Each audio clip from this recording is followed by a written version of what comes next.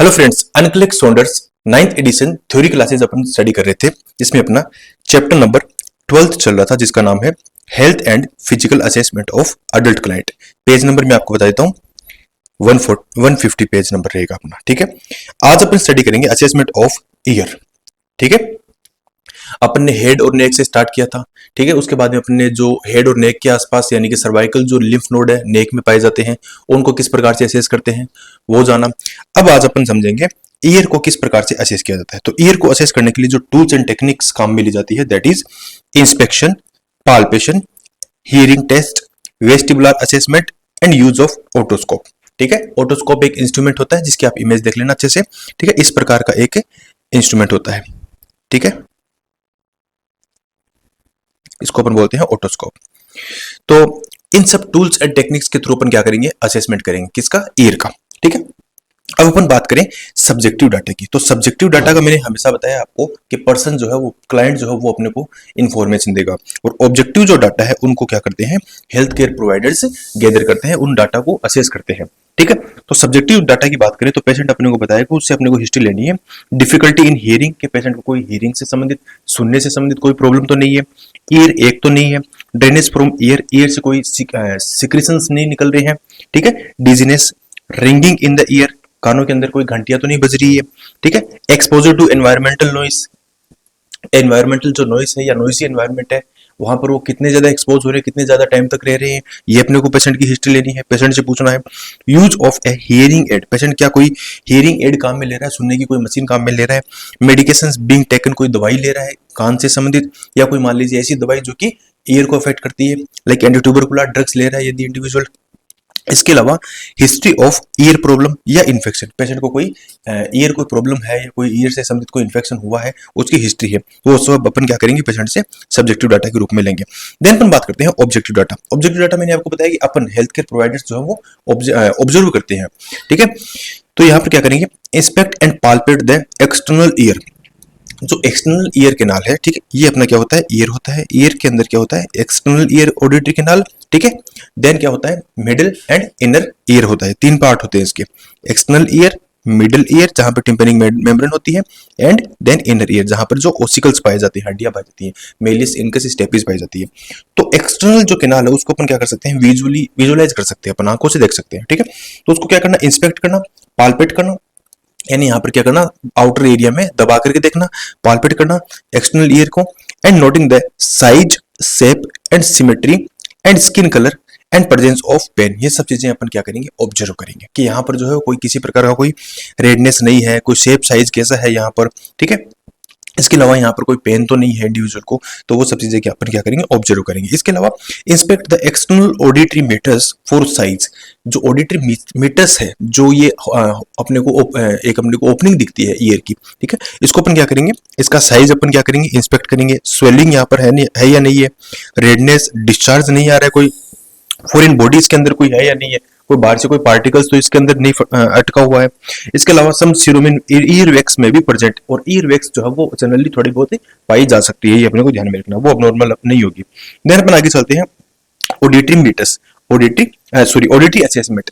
ठीक है, तो ऑडिटरी असेसमेंट का मतलब होता है हियरिंग असेसमेंट एक तरह से। ठीक है, तो sound is transmitted by air conduction and bone conduction, ये अपने को ध्यान में रखना है। साउंड जो है वो एयर कंडक्शन और बोन कंडक्शन के थ्रू क्या होता है, ट्रांसमिट होता है। एयर कंडक्शन का मतलब डायरेक्ट एयर के थ्रू, और बोन कंडक्शन का मतलब बोन जो है वहां से होते हुए क्या होगा, साउंड जो है वो इनर ईयर तक पहुंचेगा, और देन अपने को सेंस ऑफ हियरिंग अपने को होगा, यानी सुनने से संबंधित अपने को सेंस होगा। ठीक है, अब हियरिंग लॉस की कंडीशन जो है वो कैरेक्टराइज बाई तीन प्रकार के हियरिंग लॉस होते हैं। एक तो first one is conductive hearing loss, second one is sensory neural hearing loss, and third one is mixed hearing loss, जिसके अंदर कंडक्टिव एंड सेंसरी न्यूरल दोनों पाए जाते हैं। यानी कि एक तो कंडक्टिव हियरिंग लॉस, दूसरा सेंसरी न्यूरल हियरिंग लॉस, और एक मिक्स्ड जिसके अंदर कंडक्टिव और सेंसरी दोनों पाए जाते हैं। ठीक है, तो ये तीन प्रकार के सेंसरी जो हियरिंग लॉस जो है वो पाए जाते हैं। तीनों की बात कर लेते हैं। Conductive hearing loss, first one is conductive hearing loss. ठीक है, जिसके अंदर क्या होता है, it is caused by any physical obstruction to the transmission of sound wave.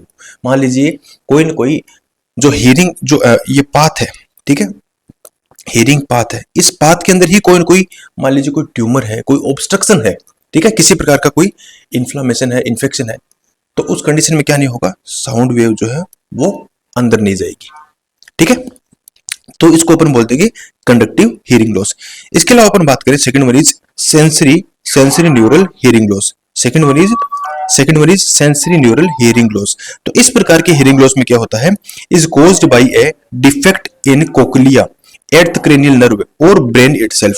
या तो कोक्लिया जो है, इनर ईयर का पार्ट होता है कोक्लिया, ठीक है, कोक्लिया में कोई प्रॉब्लम है, या फिर अंदर से जो सप्लाई होने वाली जो cranial nerve, at the cranial nerve है, ठीक है, वेस्टिबुलर कोक्लियर नर्व है, उस नर्व में कोई प्रॉब्लम है, जो नर्व सेंसेशन लेके जा रही है किसका, हियरिंग का, उसमें कोई प्रॉब्लम है। या फिर ब्रेन के अंदर जहां से क्या होता है, जहां पर हियरिंग सेंटर्स होते हैं, ठीक है, ब्रेन में ही कोई कोई प्रॉब्लम है, तो उस कंडीशन में होने वाला जो हियरिंग लॉस है उसको अपन क्या बोलेंगे, सेंसरी न्यूरल हियरिंग लॉस। यानी कि यहाँ से इस पार्ट में, ये जो फर्स्ट पार्ट है, इसमें होने वाला कोई प्रॉब्लम है, उसकी वजह से यदि हियरिंग लॉस हो रहा है, कंडक्टिव हियरिंग लॉस, इस जो सेंसरी न्यूरल एरिया है, ठीक है, वहां पर यदि कोई प्रॉब्लम हो रही है, उसमें उसकी वजह से हियरिंग लॉस हो रहा है, तो उसको अपन बोलेंगे सेंसरी न्यूरल हियरिंग लॉस। और यदि दोनों ही पार्ट में प्रॉब्लम है, ठीक है, फर्स्ट एंड सेकंड दोनों पार्ट में प्रॉब्लम है, तो उसको अपन बोल देंगे मिक्स या कॉम्बाइन हियरिंग लॉस। ठीक है, जिसके अंदर सेंसरी और कंडक्टिव जो है दोनों प्रकार की हियरिंग लॉस पाए जाते हैं। देन अपन आगे चलते हैं, नेक्स्ट वन इज वॉइस या विस्पर टेस्ट। एक प्रकार का टेस्ट होता है, कैसे किया जाता है वो अपन जान लेते हैं। ठीक है, तो देखिए, this test use to determine whether hearing loss has occurred, कि एक इंडिविजुअल को हियरिंग लॉस है या नहीं है, ये डिटरमाइन करने के लिए अपने टेस्ट करते हैं। 1 year is tested at a time, एक बार में अपन एक कान को ही टेस्ट करेंगे, सेकंड टाइम में अपन क्या करेंगे, सेकंड ईयर जो है उसको अपन क्या करेंगे, टेस्ट करेंगे। देन अपन आगे चलते हैं, द नर्स स्टैंड कैसे किया जाता है, the nurse stand 1 to 2 feet यानी 30 to 60 centimetre from the client, यानी इतने डिस्टेंस पे क्या होगा, 1 से 2 फीट के डिस्टेंस पे अपन क्या होंगे, पेशेंट के पास में, क्लाइंट के पास में खड़े होंगे। ठीक है, cover the mouth so that the client can not here the lips. Patient का अपना जो हेल्थ केयर प्रोवाइडर जो नर्स है वो क्या करेंगे, अपना माउथ कवर कर लेंगे, ताकि कई बार क्या होता है, पेशेंट जो है वो अपन जब बोल रहे हैं तो अपनी लिप्स जो है उनको रीड कर लेता है वो, और उनसे पता लगा लेता है कि क्या बोल रहा है अगला। ठीक है, तो अपने को उसकी हियरिंग टेस्ट करनी है, तो अपने को क्या करना है, अपना माउथ कवर कर लेना है मास्क वगैरह से। ठीक है, एंड एक्सहेल फुल्ली, एक्सहेल करना है सांस को, and softly whisper 2 syllable words in direction of the unoccluded air. यानी कि उस कान में, एक कान को अपन टेस्ट करें, ठीक है, तो वहां पर अपने को कोई न कोई 2 या 3 शब्दों के जो वर्ड है वो अपने को क्या करने हैं, बोलने हैं। ठीक है, अपने मास्क लगा रखा है, अपने अपना जो लिप्स है वो कवर कर रखी है। The client points a finger up during test when the nurse voice is hear. Patient को बोल देना है कि भाई मैं कुछ बोलूंगी, कुछ शब्द में बोलूंगी, और आपको बताना है मैंने क्या बोला है। ठीक है, अब जैसे सेंटेंस कंप्लीट हो जाता है तो अपने को पेशेंट को बता के रखना है कि भैया जैसे मेरा सेंटेंस कंप्लीट होगा तो तुम्हें अपनी जो फिंगर है वो अप कर देनी कि हाँ कि मुझे समझ में आ गया, मैं बता रहा हूँ आपको कि आपने क्या बोला। ठीक है, तो ये अपने को करना है। अब यदि जो है इंडिविजुअल को साउंड का कोई अंदाजा नहीं होगा, ठीक है, किसी प्रकार का कोई साउंड वो नहीं सुन पाएगा, तो वो क्या होगा, इनेबल होगा। ठीक है, वो बताने में सक्षम नहीं होगा कि आपने ये बोला है, और यदि वो बता पा रहा है कि मैंने ये बोला है, इसका मतलब उसका हियरिंग जो है वो प्रॉपर सही है। ठीक है, तो साउंड के अंदर एक बात ये ध्यान में रखनी है कि साउंड जो है वो अपने को नॉर्मल कन्वर्सेशन का जो साउंड है वो अपने को रखना है, उससे ऊपर अपने को जोर से नहीं बोलना है, न ज्यादा विस्परिंग करनी है, बहुत ज्यादा धीरे बोलना है। ठीक है, तो ये अपने को ध्यान में रखना है। तो ये हो गया, इस टेस्ट को अपन ने क्या बोल दिया, वॉइस या विस्पर टेस्ट। देन अपन चलते हैं ट्यूनिक फोक टेस्ट। ठीक है, use to measure a hearing on the basis of air conduction और bone conduction includes Weber's test and Rinne test। ठीक है, बोन कंडक्शन और एयर कंडक्शन को टेस्ट करने के लिए ट्यूनिक फोक काम में ली जाती है। एक फोक होती है इस प्रकार से, ठीक है, एक मेटल की फोक होती है इस प्रकार से, मेटल फोक होती है, जिसको क्या किया जाता है, जोर से उसको झटका देकर के उसके अंदर वाइब्रेशन प्रोड्यूस किया जाता है, और उसको एक बार तो क्या किया जाता है, कान के पास में लाया जाता है। ठीक है, कान के जस्ट बाहर, इस प्रकार से कान के जस्ट बाहर रखा जाता है वाइब्रेशन कम क्रिएट करने के बाद में। ठीक है, और उससे पूछा जाता है कि तुम्हें जो है वो वाइब्रेशन सुनाई दे रहा है या नहीं दे रहा। इसको तो अपन बोलेंगे एयर कंडक्शन, कि पेशेंट को एयर कंडक्शन में तो कोई प्रॉब्लम नहीं है। ठीक है, इसको अपन क्या बोल देंगे, इसको अपन बोल देंगे एयर कंडक्शन। ठीक है, और उसी फोक को क्या करेंगे, दूसरा टेस्ट अपन करेंगे, उसी फोक को अपन तेज उसके अंदर ऐसे हिला करके उसमें वाइब्रेशन क्रिएट करेंगे, और करने के बाद में उसको क्या करेंगे, कान का जो पिछला हिस्सा है मेस्टोइड प्रोसेस है, वहां पर अपन रखेंगे, और एक बार अपन उसको क्या करेंगे, पेशेंट के हेड पर रखेंगे। कौन सा टेस्ट क्या करने के लिए, बोन कंडक्शन को टेस्ट करने के लिए कि उसको जो बोन है, बोन के थ्रू भी साउंड जाता है और एयर के थ्रू भी साउंड अंदर जाता है। ठीक है, तो दोनों ही टेस्ट अपन करेंगे। किसकी हेल्प से? ट्यूनिक फोक की हेल्प से। तो इसको अपन बोलते हैं ट्यूनिक फोक टेस्ट, जिसके अंदर वेबर टेस्ट और इनर टेस्ट दोनों टेस्ट किए जाते हैं। देन नेक्स्ट अपन चलते हैं वेस्टिबुलर असेसमेंट, आगे चलेंगे बॉक्स नंबर 12.6 में। ठीक है, उससे पहले अपन एक जान लेते हैं important point. Before performing an otoscopic examination, otoscopic examination मैंने बताया ये जो एक इंस्ट्रूमेंट होता है, इसकी हेल्प से अपन क्या करेंगे, ईयर की स्ट्रक्चर चेक करते हैं। तो before performing otoscopic examination, inserting the speculum, ये जो स्पेकुलम है, ठीक है, ये कान में अपन डालें। ठीक है, उससे पहले check the auditory canal for foreign bodies, कि कान के अंदर कोई न कोई पहले से कोई न कोई फॉरेन बॉडी तो नहीं है, वो अपन चेक कर लेंगे। देन ही उसको इंसर्ट करना है। इसको ये जो ओटोस्कोपिक जो है इंस्ट्रूमेंट है, इसको अपन इंसर्ट करने से पहले अपन क्या करेंगे, कान के अंदर जो ईयर जो ओरिकल है वहां पर अपन क्या कर लेंगे, वो किसी प्रकार से वहां पे कोई ऑब्स्ट्रक्शन तो नहीं है, कोई बाहर से कोई पार्टिकल तो नहीं है, ये अपन चेक कर लेंगे। Instruct the client not to move the head during the examination to avoid damage in cranial and tympanic membrane. ठीक, केनाल एंड जो टिम्पेनिक मेम्ब्रेन है वहां पर कोई प्रकार का डैमेज ना हो। पेशेंट को अपन बोलेंगे कि आपको जब हम ये जो इंस्ट्रूमेंट है ये अपन कान में डालेंगे, तो आप पेशेंट को बोलना है कि आपको ये हिलना डुलना नहीं है, उस दौरान हेड को टर्न नहीं करना है, अदरवाइज क्या हो सकता है, आपको जो ईयर केनाल है या जो टिम्पेनिक मेम्ब्रेन है वहां पर क्या हो सकता है, इंजरी हो सकती है। तो ये अपन पेशेंट को बोल देंगे। अब अपन जानते हैं ऑटोस्कोपिक एग्जामिनेशन के बारे में। ठीक है, ऑटोस्कोपिक एग्जामिनेशन ये रहा ऑटोस्कोपिक एग्जामिनेशन।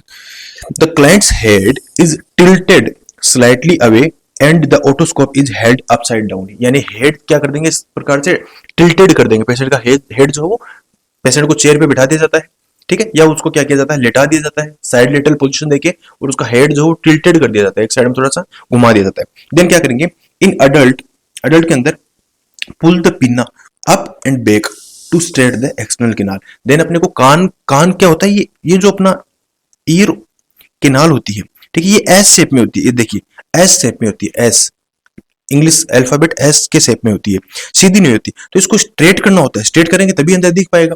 तो स्ट्रेट करने के लिए अपने को ये जो पिन्ना है, इस पिन्ना को क्या करना पड़ेगा, इस पिन्ना को पकड़ के ऐसे खींचना पड़ेगा। ठीक है, तो अब ये क्वेश्चन एग्जामिनेशन में बहुत बार पूछा जाता है, नोट सेट में ये क्वेश्चन जो है वो बहुत बार रिपीट हो चुका है। ठीक है, क्वेश्चन क्या आता है, दो प्रकार से क्वेश्चन पूछते हैं कि आप अडल्ट का यदि कान आप चेक कर रहे हो तो आप पिन्ना जो है उसको कैसे खींचोगे, उसको कैसे उसको स्ट्रेट करोगे, उसको सीधा करोगे। ठीक है, तो अडल्ट जो है उसका पिन्ना आप upside and back side, upside and back side.